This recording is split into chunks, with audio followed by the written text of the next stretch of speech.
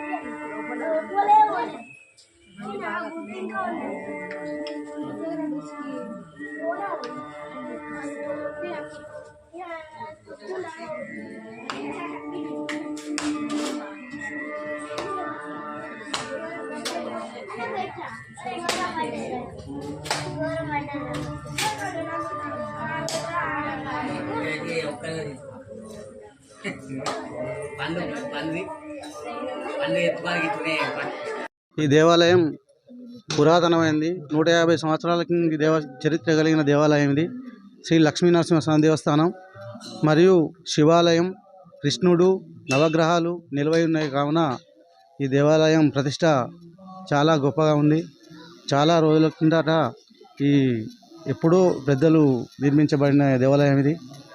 కాకతీయుల కాలం నాటిది. ఇది దాదాపు 150 సంవత్సరాల క్రితం ఇది జరిగింది. ఈ లక్ష్మీనరసింహస్వామి దేవస్థానం ఇది దాదాపు మన జిల్లాలో ఇది రెండవదో ఏమో నాకు తెలిసి.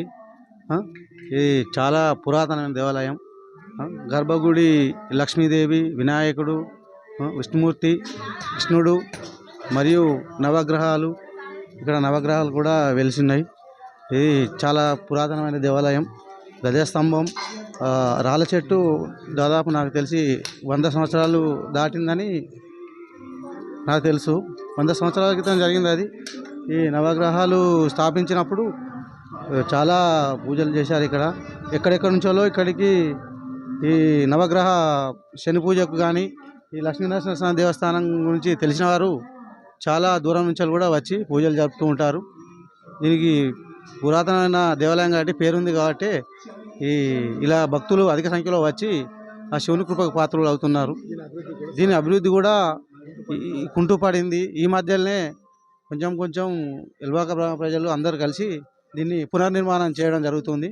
దయచేసి దీన్ని అభివృద్ధికి పాటుపడాలని మా యొక్క మనవి.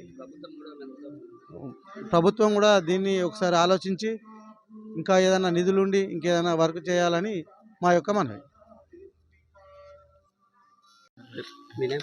ముందుగా అందరికీ మహాశివరాత్రి శుభాకాంక్షలు.